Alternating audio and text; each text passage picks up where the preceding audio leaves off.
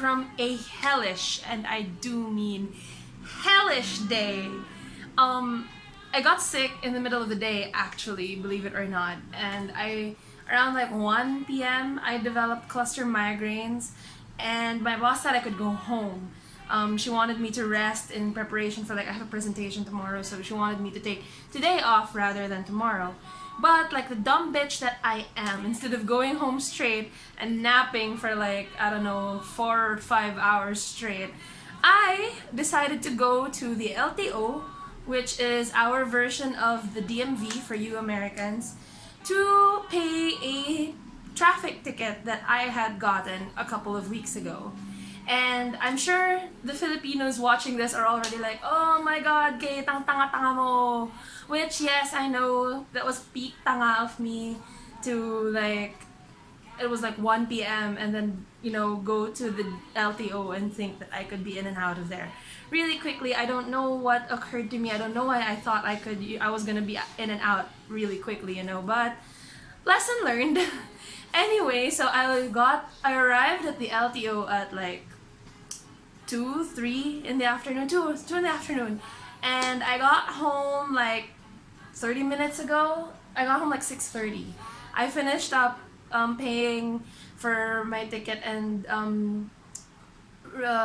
redeeming my confiscated license at like 5:30. So like, I paid for a ticket and I was there for 4 hours, right? Anyway, so as you can imagine, I am hella tired. My migraine is gone at least. I actually fell asleep in the LTO waiting room, and when I woke up, my migraine was better, so like, I guess that helped a little bit. So my migraine's gone, so like, yay, at least. But I am pretty tired, I am pretty beat up. Like, I was planning on going to the gym later tonight, but very clearly that did not happen. So I went straight home, and here I am now. And the reason why I decided to film this clip and add it to my reading vlog for this month, my Pride Month queer TBR reading vlog, was I got news on Twitter. I saw news on Twitter that Shalea had sent out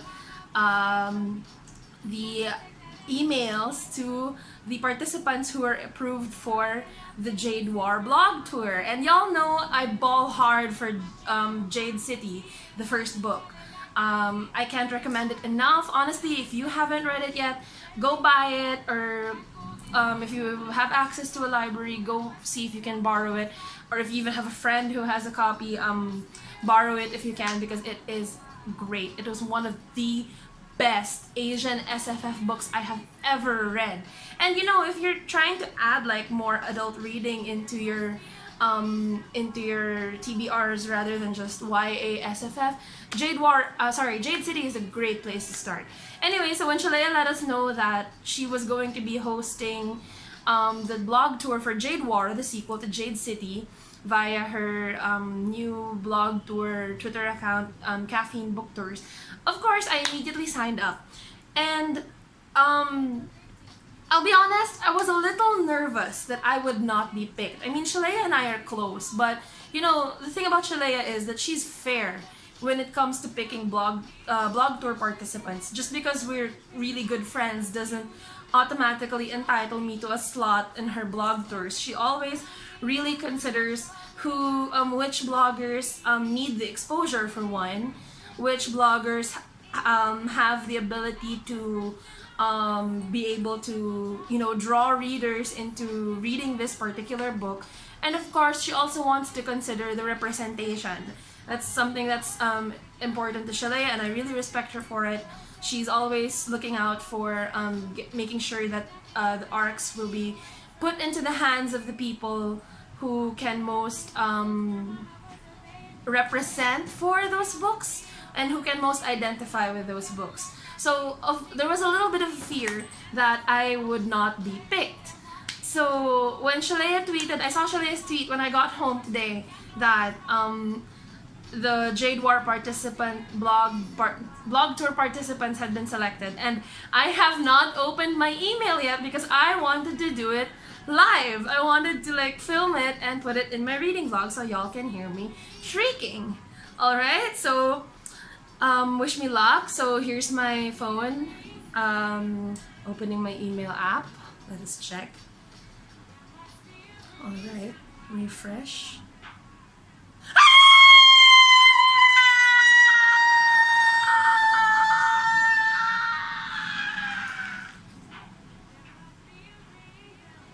So as you can tell by that delighted scream, I made it! I got selected for the Jade War blog tour.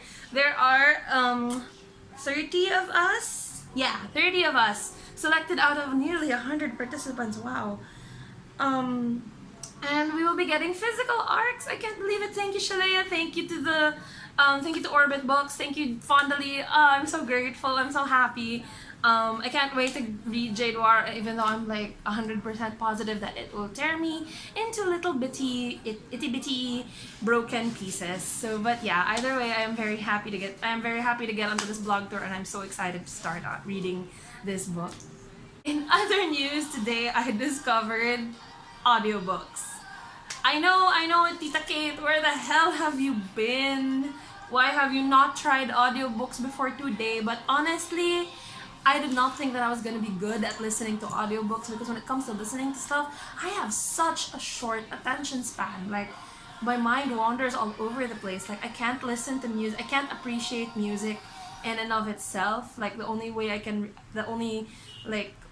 I think of music really is just as background noise. So yeah, and I honestly have a hard time keeping up with series and TV shows and movies and whatnot, because of the sheer, like, you really have to listen and pay attention. Unlike with a book or an ebook, like, because it's right there in front of me and I can take my time with reading the words, like, it's easier for me to grasp the concept. So I really didn't think I would be good at listening to audiobooks. But surprisingly, I'm not that bad at it. I mean, today I thought, fuck it, let's get a Scribd account. Is that how you pronounce it? Scribd? Anyway, so I was like, fuck it, let's get a Scribd account. So I signed up for one. It's like $8.99, which is like 450 pesos. Honestly, my Netflix subscription costs more than that. But yeah, so I signed up for a Scribd account. It's free for the first month, and you get access to all of the ebooks and the audiobooks that are on the Scribd platform. And surprisingly, they have like a lot of audiobooks on there. I mean, I was able to find almost all of my TBR for June on Scribd, including books that I haven't bought yet. I mean, like, ebooks that I haven't bought yet off of the Kindle app, or physical copies that I haven't yet bought from National or Fully Booked or Power Books. So, like, yay! I mean, I get all these books for like $8.99 a month. Well, technically for free, because like my first month I haven't been charged yet. But yeah, so I listened to the ebooks while on the commute to work. And then when I got to work, when I was doing like some mindless stuff that didn't really require a lot of brain power, like it was mostly just transcribing some stuff. I mean, it didn't really need me to be thinking. I was also listening, and I got quite a good chunk of reading done today. I mean, more than I did like from this weekend up to yesterday. And like the weekend is like, obviously I was just here in my apartment, and like yesterday was a holiday. It was Independence Day, so I didn't have work. But for those entire 4 days, the reading that I got done today just by listening to an audiobook was more than I had gotten done those past 4 days. So really, audiobooks are a blessing. And also, like, it's amazing because like I was in line at Tiger Sugar to buy myself some brown sugar milk tea with boba and pearls. And while I was like totally unbothered. Like, everyone was all like, ang init, ang haba ng pila. Oh, sorry. Ang init means it's really hot, and haba ng pila means the line is really long. And everyone was all complaining, and I was just so unbothered and unpressed because I had my earphones in and I was listening to a book. So like, yay. Anyway, so today what I got done listening to rather through my audiobooks is I got through like 40% of Final Draft, which is I think I've talked about this on my Instagram. Final Draft is the book of the month, the pick of the month for the Dragons and Tea book club from Mel to the Any and Amy of A Court of Crows and Quills. It has Pan rep, I believe, and that's why they picked that book for the book of the month for June. I'm enjoying it so far. It's a very teenage book. I mean, like, more so than usual. I mean, yes, it's set in high school, so you do expect, like, you know, the kids to be very high school, very teenager type, because, like, they're in high school. But it's more so than, like, it's very coming of age. Which isn't to say that I think it's bad. Absolutely not. It's just that as an adult, I don't really relate to the whole high school aspect of it anymore. But again, that is a very me problem. That is not a problem with the book at all. I couldn't relate to the characters' concerns about grades and getting into college and whatnot. But like I said, that is a very me thing. It is no reflection on the book at all. And other than that, other than my thing about really not being able to connect to the characters because they're in high school.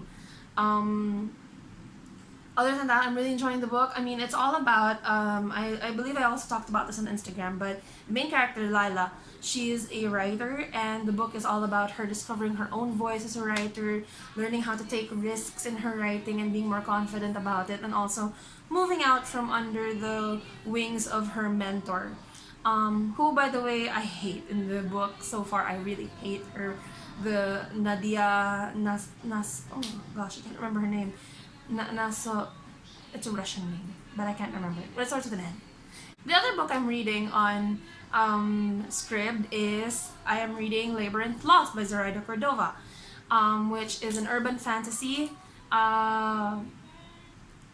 It's also YA. It's also involving high school students, but the difference between them and the characters in Final Draft is that school, passing, getting good grades, getting into a college, not being able to go to drink because they don't have IDs.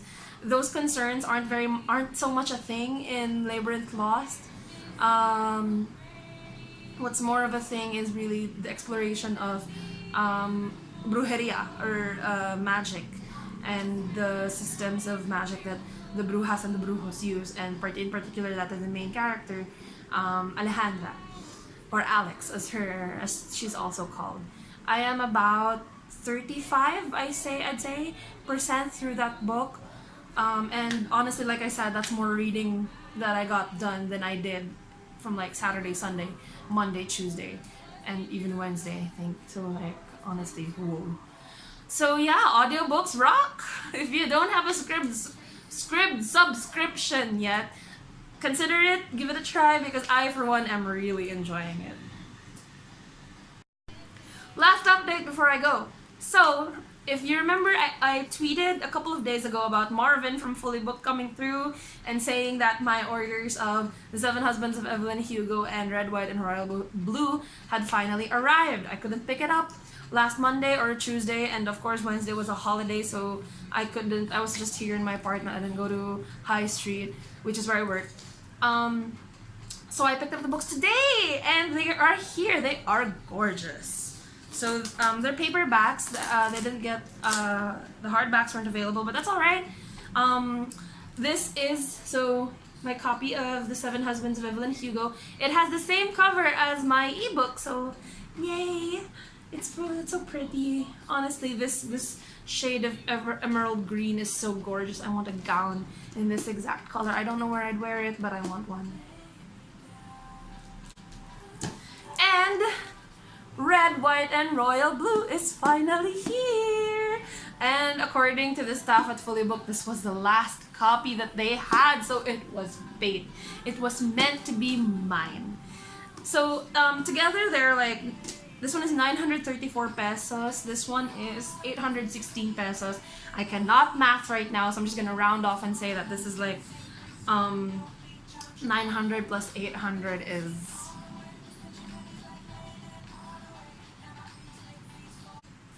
I'm gonna round off and say that this is like 1,700, 1,800 pesos. But I got, since I have my Fully Booked discount card, I got this for like... And because they're paperbacks, they're not hardbacks. And because I also have a bunch of paperbacks on my shelves that I would like to protect, I also bought a roll of plastic wrap. This is like the self-adhesive kind. Like you don't have to tape it down, you just cut it up and then like cut it to the size of your paperback and then stick it on and then you're good. I am going to try covering some of my paperbacks later. Maybe I'll try to cover like one of the paperbacks that, how do I say this diplomatically? Some of the paperbacks that aren't as important to me as other paperbacks might be. But anyway, I will try it. If it goes well, I will probably post. I'll film myself covering the books, and if it goes well, I'll add that footage to my Pride reading vlog. So that's it for now. That's it for now. And I will see you guys with the next clip for this vlog. See ya!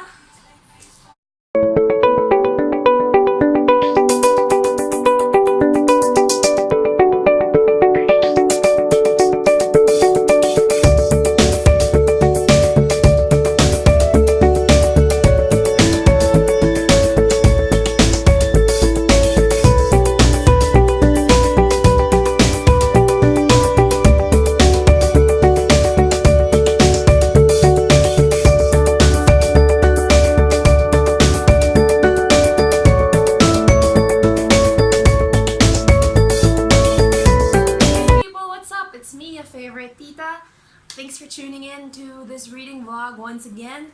It is now the 20th of June, which means we only have a week and a half left of Pride Month, and my reading is going okay, I guess. I've read so far 3 books. I know it's not great. It's not a great count, but considering my past record of how much I have not been able to read, this is a good thing, honestly. So the books I've read so far have been Gentleman's Guide to Vice and Virtue, Labyrinth Lost, and The 7 Husbands of Evelyn Hugo. So of those 3 books, I've loved Labyrinth Lost and I've loved 7 Husbands of Evelyn Hugo. Gentleman's Guide to Vice and Virtue I didn't like so much, and let me note that that was before the whole trans male character brouhaha that's been happening with Mackenzie Lee. I'll talk about it a little bit more. I'll talk about how my feelings on Gentleman's Guide to Vice and Virtue a little bit more when I do my June wrap-up, but suffice it to say, the book, particularly the portrayals of race in that book, made me feel very uncomfortable. But you know, I'm not the authority on that, considering that the racism that was covered or touched on in that book is racism against black people. So I'm not black, so I'm not the authority. I can't for sure say if something was racist or not, but there were scenes in that book that made me feel deeply uncomfortable. Like, again, I'll talk about it a lot more in depth in my my June wrap-up video, where I talk about, where I give a summary of all the books that I read in the month of June. But like I said, some of the aspects of race made me uncomfortable. At times, I felt like the author was enjoying getting to say racist things like the N-word. Oh, there was liberal usage of the N-word. And as I was about to say, I get wanting something to be historically accurate, but you know, there were times when I felt like the author was enjoying being able to use the N-word and to say racist things in her book under the guise, again, of historical accuracy. So it just really rubbed me the wrong way. But yeah, like I said, I'm not black. I'm not the authority on this. So that's it. See you guys next time for the next clip for this reading vlog.